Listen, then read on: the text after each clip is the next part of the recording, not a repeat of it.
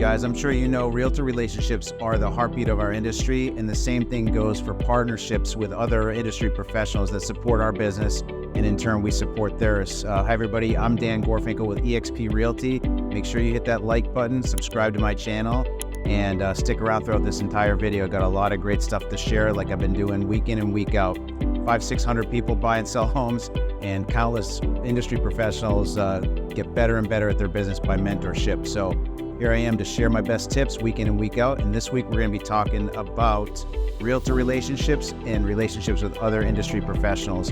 I think one of the most important things, especially in a market like this that we're kicking off strong for 2024, is to have really, really good, solid relationships with other realtors. It goes without saying that if we don't have that, we don't have anything that we need in terms of or everything that we need in terms of getting that insight into what properties are coming to market, what sellers are willing and unwilling to do for the buyers that you may have, and all sorts of other stuff. So, I just actually lost out on a bid on a property today, but the silver lining was I was able to get solid insight in terms of what we could do better the next time. And on top of that, I was able to get a couple of names of agents who may have properties that my clients are looking for.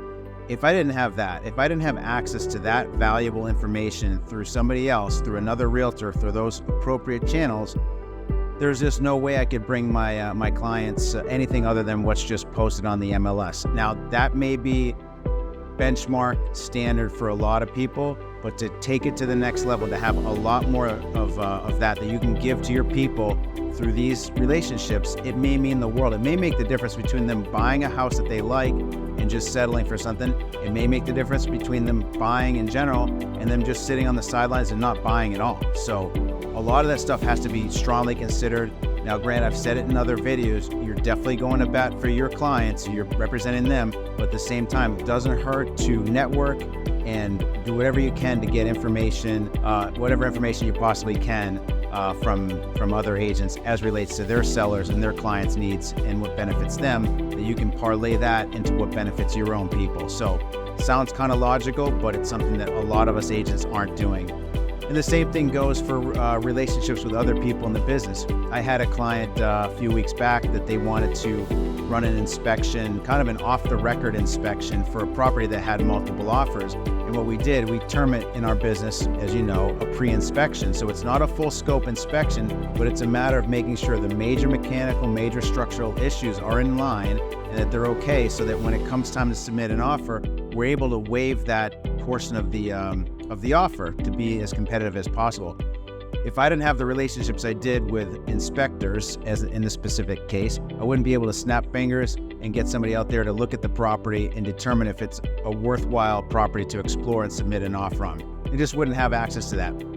Basically take a number and get in line in this business and hope that something pans out that you can help your client make an expeditious decision and do what they can in order to get the property. But if I have somebody in my back pocket who's ready to pre-inspect a home, and the same thing goes for other aspects of our industry, if I have an attorney who's ready to push whatever he can aside, or he or she, and put us as a priority, well, that's hugely beneficial. So having that relationship with an attorney in the business, or an inspector, or a mortgage lender who's able to kind of do whatever they can to get the best rate possible. We know a lot of these things are outside of the control. They're not going to be able to do something, that they wouldn't benefit other people with. But what I'm trying to say is they have certain aspects that they can do as far as pull strings, give the best possible option to my buyers. On the flip side, to my sellers, if I'm having them represented by an attorney, can have them, through my relationship, maybe get a better rate, maybe get some prioritization. Just the feel for things, that having the right people that you're connected to in this industry matter so incredibly much. And if you don't have that, you're not going to maintain in this business. You're not going to last. So you need to have relationships with people up and down the chain. I've said in other videos as well, going to a BNI group, being part of a networking chapter, so to speak, in your neighborhood and your community is something that you're looking at other business professionals who have the idea that you refer me, I'll refer you. It's the whole one hand washes the other scenario, where if you're able to kind of make that play out, where you're getting benefits, they're getting benefits, then the idea is everybody rises up together, and the ultimate winners are going to be the clients. But you as a professional, you'll maintain a great level, you'll become very dynamic, you'll be viewed that way, and you'll be somebody that people seek out to help them out when it comes time to buy and sell a property. So hugely beneficial stuff. Happy to talk more about this. Feel free to shoot me a message via this, this platform, YouTube. Send me a message on my phone, which is 617-820-8085. Whatever works, feel free to reach out to me, and I'll see you again next week. Thanks again, Dan Gorfinkel.